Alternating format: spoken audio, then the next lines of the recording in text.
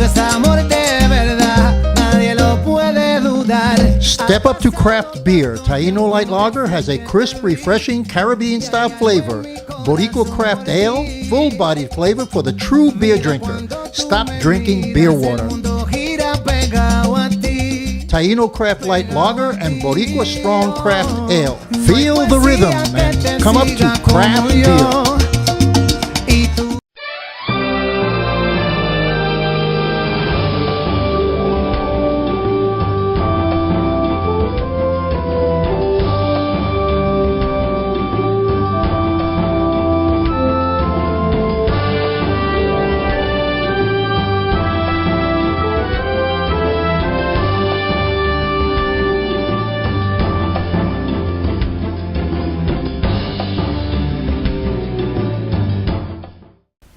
Good evening and welcome back to Hispanic Speak Out TV. I'm your host, Sandra Rivera, and today joining me as co-host is Jackie Centeno, who's present here. And today we're going to be talking to the official spokesperson for the North Salmon family, that's Susan Clary. And you may know that name, North Salmon. We recently in Central Florida had that attorney. She is the wife of the Pulse shooter.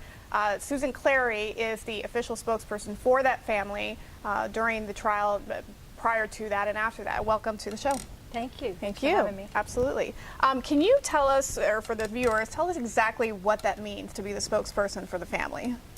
So the family of North Salmon lives in California, and they're Palestinian. And I was contacted by a mutual friend who said they had a lot of trouble with the media when she was arrested. They don't know how to handle the media, and they're afraid to come to town, and the media is going to be asking them a lot of questions, and their English is not great, and they want somebody who knows the court system and is familiar with the media in town to speak for them every day. And they spoke a lot too. I allowed them to speak, but it's basically providing the family communications through the media to the public to make sure that the message is getting out that she was innocent and the family believed in her, and they hoped the trial would prove that, which it did. Excellent. And can you tell us a little bit about your background in that field? I mean, how did you become, or how did you come to be in a position like that? So I grew up in St. Pete, Tampa area, and I went to Rollins College here, and then I became a journalist. I worked at the Tampa Bay Times in Tampa, and I worked at the Orlando Sentinel. I worked at Watermark Media, and I covered federal and state court in those jobs. And then eventually I started working on campaigns and did a lot of media relations for the court system, for the public defender, for the judiciary, and came to know, I was on the inside for a while, and then I came to work on the outside. And so I worked a lot of different projects and things, but I really enjoy doing media relations because a lot of people aren't familiar with how the media works. They have a misconception of the media, and so sometimes they need somebody to help navigate that for them. So that's how I started doing that. Okay. Well, welcome, Susan. It's good to see you again. Good to see you. Well, tell us a little bit about how the case evolved. We know that she was arrested in California and brought and extradited here. Right. So how did that go, and how long did the case took, and what were the underpinnings? Because we heard a lot in the media and in the news about things that went on, that happened, that people don't know about within the trial that got her acquitted at the end. So tell us a little bit about what happened and what was the family's ordeal through all this 2-3 months that. So, as you know, 2 years ago on June 12th, Omar Mateen went into the Pulse nightclub and killed 49 people and injured 53 people.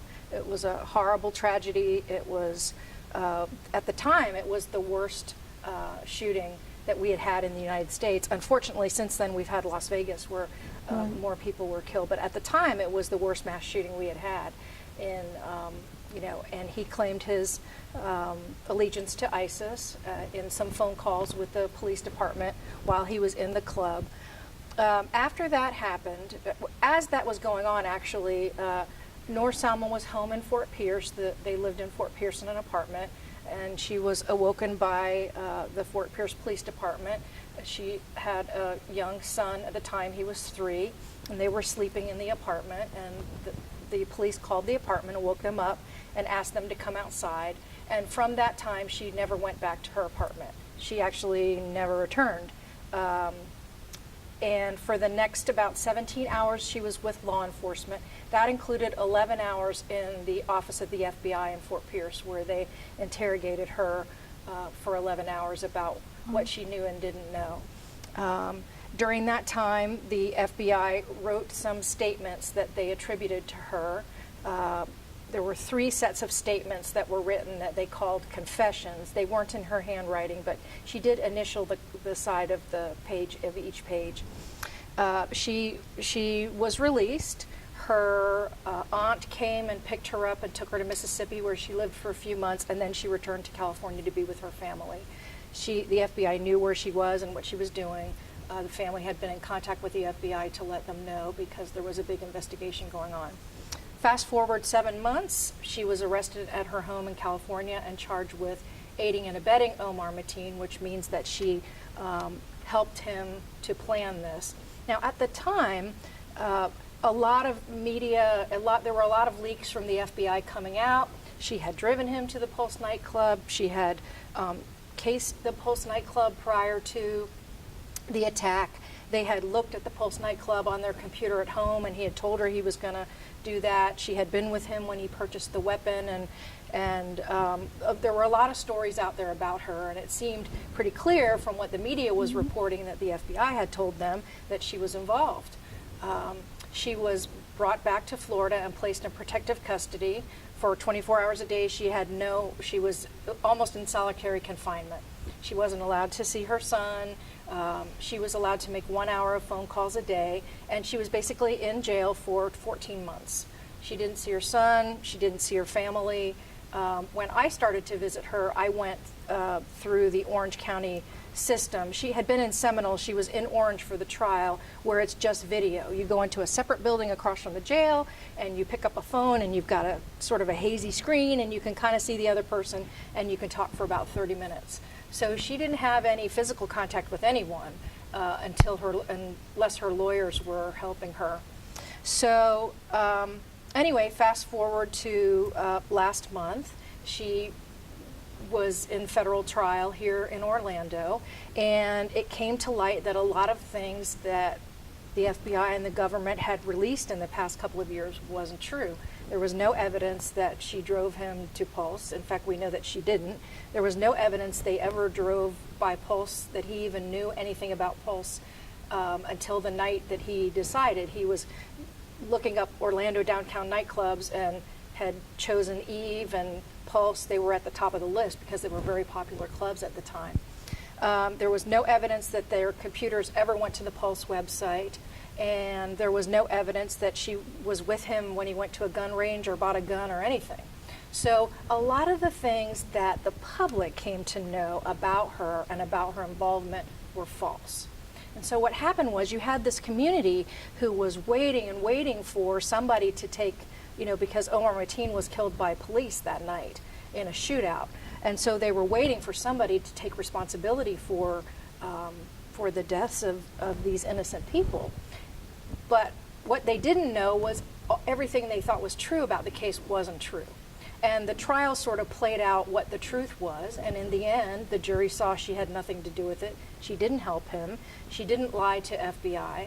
FBI had coerced her confessions, and she was found not guilty. Susan, how do they get it so wrong? I mean, we all watch the news. We all had those same perceptions of it's almost a rock solid case. I mean, she must be guilty. I mean, look at what the media is reporting. Look at what the FBI says they have in terms of evidence. How do they get it so wrong, where it's a complete 180 during the trial? Well, I mean, I think there have been a lot of mass shootings in this country, and the families and girlfriends and spouses of the mass shooters never are tried. They're never arrested. They're never convicted. The government never brings a case against them.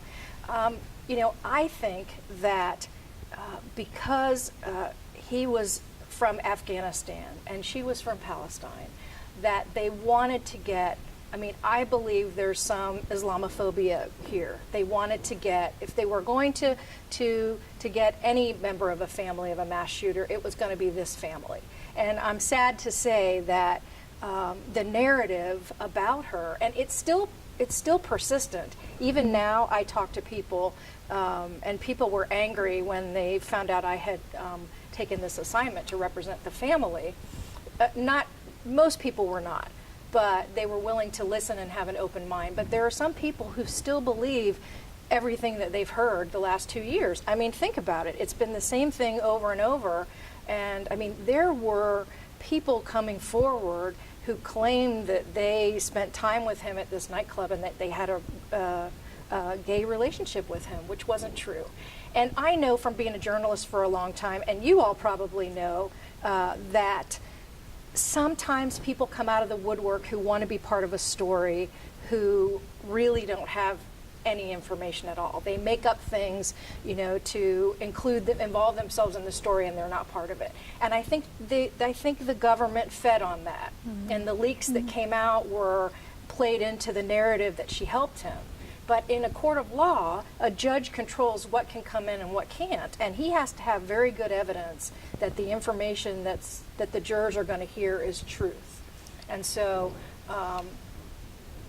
and the government also admitted during trial that many of those things that were in her confession that was written by the FBI, and many of the things that people have come to know were not true. It's been very hard on the community. I've listened to some interviews from some leaders in the community, from some of the victims, and I feel very sad for them because I think they were misled, and I think that this verdict has been hurtful to them because they had such high expectations for somebody being held accountable. The problem is that Noor Salman was a victim herself of this angry guy, and she was very, she didn't work, and he gave her $20 a week, and she didn't drive, she didn't have a car, and she was very sheltered. And so I see her and saw her from the time I got to know this case that she was a victim. I started out also when I got the phone call, I thought, well, she helped him, right? Everybody did. And then when I started to look into the case and talk to the lawyers and met her and met her family, I started to see, wow, this is not true, and she has a good chance. Right. So now she's gone back to California. Now, I've been following social media like everybody else in this case, and you received a lot of constructive criticism, which was great, and you received some unconstructive criticism, right? That was really negative towards your person, towards your beliefs as a journalist.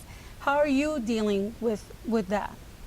I'm doing okay. I mean, I tend to try to follow my heart when I make decisions, and I was hesitant to take this case because the lawyers are from out of town, and the Salman family lives out of town. And once this was over, I'm the person who stays. And in discussions with the gentleman who referred me to the family, I said, look, this is a big decision for me because this is my community and I'll stay in this community, and I have to really believe in this case. And in addition, federal court cases, it's about a 98% conviction rate in federal court. If you are charged in federal court, it is very difficult to get an acquittal, like almost impossible. So I knew in my heart, I've been an advocate in many roles for a long time, and I knew in my heart that she didn't do it, and I felt that she needed somebody, and her family needed somebody to stand up for her. So I've tried to be very compassionate and empathetic to the people who are angry and upset, but I stand my ground, and I think the verdict of not guilty and the fact that she's going to go home and try to reconstruct her life has helped me. I feel grateful that I was involved in that case. I feel grateful to stand up for her. Are you still in touch with the family? I am in touch with the family and with the lawyers. There was a lot of attention right after the verdict, and a lot of media wanted to talk to her, and she's a very fragile person, and she's been through a lot. She woke up one morning and she was a widow, and her husband had committed this atrocity, and she's been in jail, not seeing her son for 14 months in solitary confinement. It's been very hard on her. She's a very sensitive girl. She's a very sweet person, And so I told all the media at the time, you need to let her go. She needs to get some counseling, and she needs to return to her life and her son, and try to rebuild that relationship so she can move forward.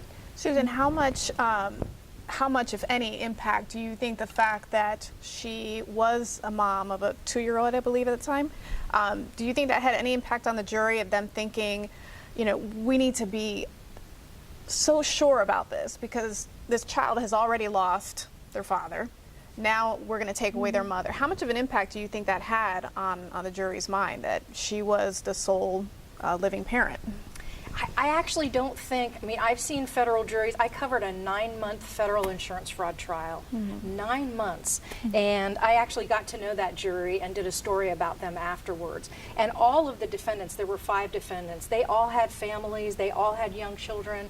When you get to federal court, it's very serious, and I think that the jurors take it very seriously. I don't think they take into consideration anything except the law, the way the judge tells them, and the evidence and the facts that are presented in the case.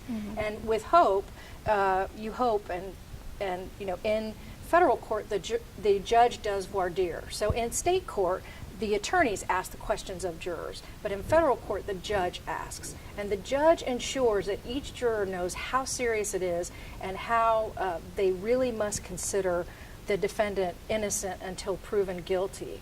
And he explains to them, I will be explaining to you the law, and you will be taking the evidence and applying it to the law. So I don't think that family comes into account in federal court. I don't think it much comes into account in state court. I mean, people, I think people take jury service very seriously for the most part. So, Excellent. And do you? I know that there was. You talked a lot about information that came out during the trial that kind of put to rest some of the theories that were in the media. And one of the things that eventually came out during the trial was that his father was a former FBI informant, in fact, for 11 years. Yes. Can you discuss that, how that came out, how it was relevant, whether it had any impact on the trial, in your opinion? So the jury did not hear anything. Everything that came out during that time was outside of the jury's presence. But basically, there was some concern. There was an FBI agent on the stand during the prosecution's case, and he stated that several days before, or several days after she had the 11-hour interview with the FBI, they knew that a lot of the things were false that were in the confession, the written thing. The FBI agents who were investigating had the phones, they had the computers, they had taken everything out of all the electronics out of the apartment. They had them tested very quickly because, remember, at the time, Omar Mateen claimed he had others working with him. He had put bombs in the parking lot, and so they didn't know whether there was another attack planned, whether he was working alone, whether he was a lone wolf, which he ended up being, but at the time they didn't know. So they processed this evidence very quickly, and they learned several days after her interrogation that a lot of the information was not true. The judge used that information to revoke her bail. When she was in California, a magistrate gave her bail, and the judge in Orlando revoked it because the government had put in their information that she had cased the Pulse nightclub and those kinds of things. Well, when the judge realized that this was not true, he went crazy in the courtroom. There was one day where this happened where he said, you kept this information from me, I had false information, this woman has been in jail for 14 months. Part of the reason I revoked her bail was because you said all these things about the nightclub that aren't true. So he decided when a jury is impaneled, the judge feels the most responsibility to the jury. They have to keep the case moving. They don't want the jury to think there's anything wrong.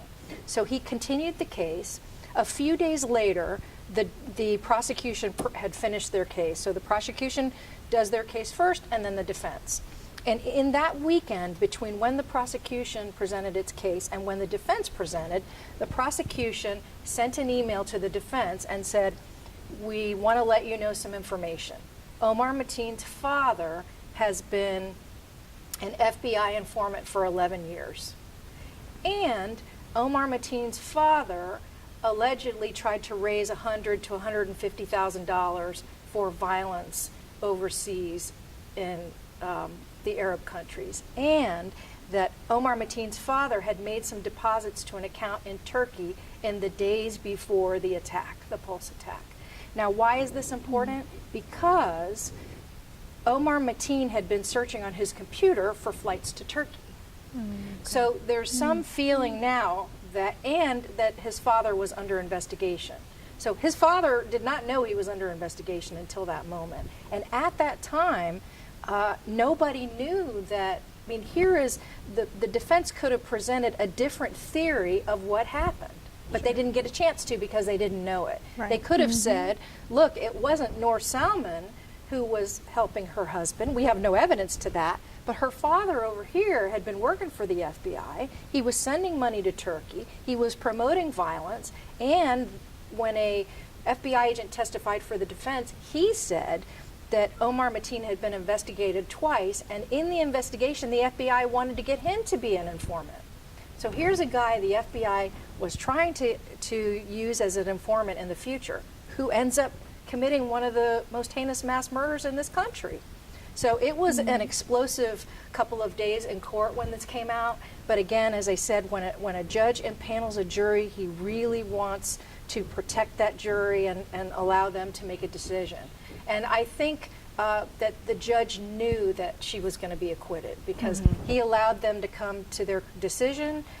If they had found her guilty, there would have been a ton of appeals and a ton of hearings about the lawyers not providing this evidence to the defense, because it's called a Brady violation. You have to provide any information you have that would, exculpatory evidence that would put the defendant in the best light. And they didn't do that until the middle of trial. So. And so during that hearing, I mean, during that Brady hearing, was there any explanation offered by the prosecution as to why, after they rested, they disclosed that information? So there wasn't any Brady hearing. What happened was, as a result of the information, the defense filed a motion to throw the case out for the judge to dismiss it for a mistrial, that he dismiss the charges or that he rule it a mistrial, and he refused to do that.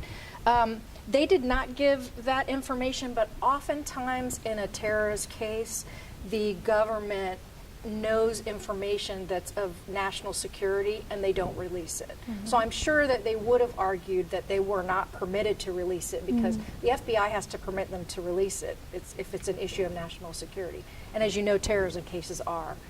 So, but now her father is under his father, Omar Mateen's father, Sadiq Mateen, is under investigation by the FBI. Okay. So I have a question for you now. Can she actually, now that she's gone back and she was falsely imprisoned because of the false accusations, can she put up a lawsuit now against the justice system? I mean, it's very difficult to file a lawsuit against the government for charging you improperly. The government can take any information they think may lead them to believe, even if it's circumstantial, that you're guilty of a crime and charge you and have a jury hear it. So the government had every right to bring her to trial. In the beginning, from the beginning, it was believed that the evidence was very poor against her. But the government is still permitted to put on a case. So no, she will not be filing a suit, and it would be thrown out if something like that were to happen. I think she just hopes to, she has a lot of family in central western California, and she hopes that she can get some counseling, get a job, and re-enter her son's life. He's 5 now, and he's very smart. He's asked about her for a long time, and so reuniting them and getting her life back with the help of her family is what she looks forward to. It's wonderful. And how do you, with all of that came out, all of the discrepancies or all the falsehoods that came out during the trial, you personally, how does that make you feel about the justice system, how the investigative process occurs, whether it's involving local police agencies or the FBI? How do you feel about that? Well, I mean, I covered federal and state court, law enforcement, crime for a very long time as a journalist. And I personally think that there are many we have many amazing law enforcement officials, investigators, detectives, patrol people, federal and state prosecutors. There are many great men and women who only seek justice, who work in those kinds of careers. But every so often, you have people, just like in any occupation, who take it too far, who take their power too far. And so I was extremely disappointed, right? Because we want to believe in our system. We want to believe in our justice system. We want to believe the FBI isn't framing someone. We want to believe that our law enforcement officers are going to treat people fairly and kindly out in the streets. But it's just as in any way of life, in any part of life we think about, there are always going to be some bad people who are going to do what's best for them, or what they think is best for their agency. So while I was extremely disappointed, I was disappointed in the government for bringing this case against her and for the FBI for coercing confessions. We know that it happens. You know, we have the Innocence Project because people are exonerated all the time who've been on death row for many years, and there are other people who are currently sitting incarcerated who are innocent. It happens. Mm-hmm. So I think I already knew that. It made me a little sad, but I have to believe there are still a lot of good people in these jobs, and we have to hope that people will, you know, the good people will continue to outrule the others. But yeah, it was very hard. I've met a lot of great lawyers on both sides. I handled a campaign for a state attorney, and that's the side of the prosecution. So sure. I believe in both sides, but it was tough, especially when we're talking about a 31-year-old woman who really had the weight of the government on her shoulders for so long, and took so long for her to be, you know, exonerated. Sure. It's a tough role to play, but Yeah. but I'm sure your role was extremely critical to that family. So thank you for joining us and for giving us all that information, a lot of information that we weren't aware of. Thank you. Thank you very much. Thank you for joining us on Hispanic Speak Out. We air every Tuesday at 9:30 on channel 194. I'm your host, Sandra Rivera, here with Jackie Centeno and our special guest, Susan Clary. Thank you for joining us. See you next week. Good night.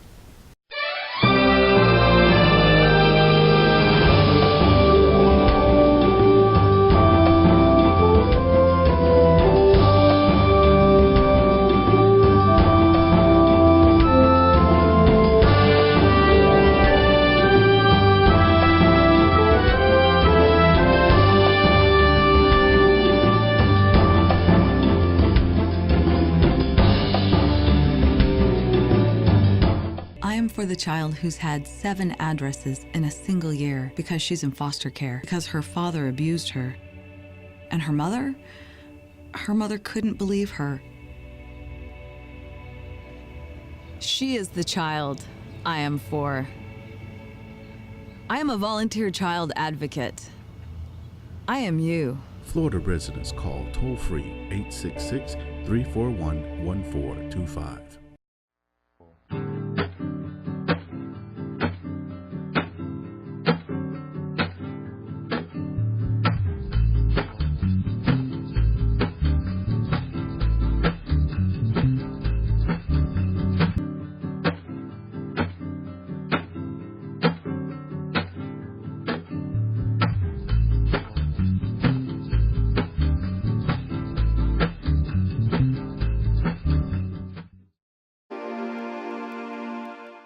Tap rooms are localized and they're geographic. The Hispanic community is much broader than one tap room.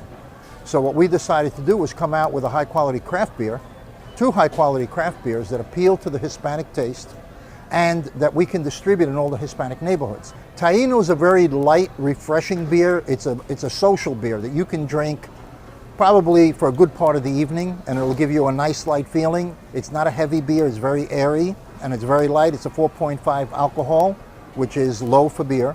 The Boricua is a 6.0. Now that's a stronger beer, and we designed it to be a little bit stronger than Heineken. Heineken is a favorite in the Hispanic community, so we have a little bit more muscle than Heineken.